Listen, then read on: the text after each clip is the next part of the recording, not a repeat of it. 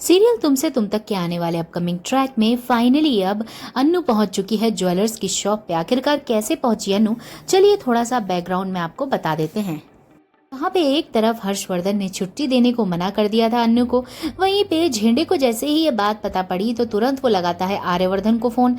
आर्यवर्धन जब सुनता है ये सारी बातें मीरा और हर्षवर्धन की यह कलाकारी तो तुरंत झेंडे से कहता है कि तुरंत तुम बिना कुछ सोचे समझे अन्नू को घर भेजो क्योंकि उसकी बहुत ज़्यादा ज़रूरत है। तो जैसे ही अन्नू को ये बात पता पड़ती है, अन्नू तुरंत ज्वेलर्स की शॉप पर पहुंचती है और तिरुपति की मुंह बंद कर देती है। आने वाला अपकमिंग ट्रैक काफ़ी ज़्यादा हैरानी पूर्वक होगा अन्नू के मम्मी पापा और तिरुपति के लिए, क्योंकि जैसे ही मंगलसूत्र की डिज़ाइन फिक्स हो रही होती है तो आर्यवर्धन हर चीज़ में अपनी राय देता है। बार बार अन्नू आर्यवर्धन से ही हर चीज पूछती है और आर्य भी अन्नू को ही सारे सजेशन देता है। इस बात को देख तिरुपति को गुस्सा आने लगता है और जैसे ही आर्य एक बहुत ही सुंदर और यूनिक और एंटीक बहुत ही अच्छी डिजाइन का मंगलसूत्र देखता है अन्नू के लिए तो अन्नू उसको पसंद करके पहनने लग जाती है। पहनते पहनते उसके बालों में पीछे अटक जाता है मंगलसूत्र, तो आर्यवर्धन उससे यही कहता है कि मैं तुम्हारी हेल्प कर देता हूँ इस मंगलसूत्र को पहनने के लिए। और बस आर्यवर्धन जैसे ही उसका मंगलसूत्र बालों में से अटका के हटाता है तो ऐसा लगता है जैसे आर्यवर्धन ही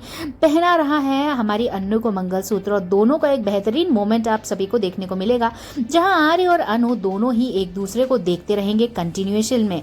देखना मजेदार तो ये होगा कि परिवार वाले उन दोनों को देख के काफी चौंकेंगे कि इन दोनों के बीच की केमिस्ट्री तो कुछ ज्यादा ही दिख रही है।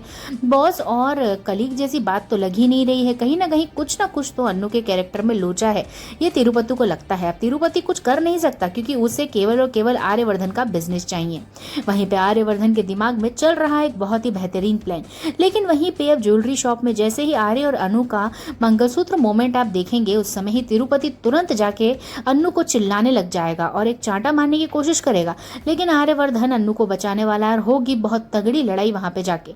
यानी घर पे पहुंचने के बाद इतनी लड़ाई होने वाली है तिरुपति और आर्यवर्धन की कि हाथापाई पर बात उतरने वाली है। लेकिन दोस्तों अब बहुत जल्द ही अपने प्लान पर एग्जीक्यूट करने वाला है आर्यवर्धन और अन्नू और विपिन की शादी को खत्म और रोकने की पूरी कोशिश करेगा। कोशिश क्या करके ही रहेगा क्योंकि अंततः होनी तो अन्नू और आर्य की ही शादी है।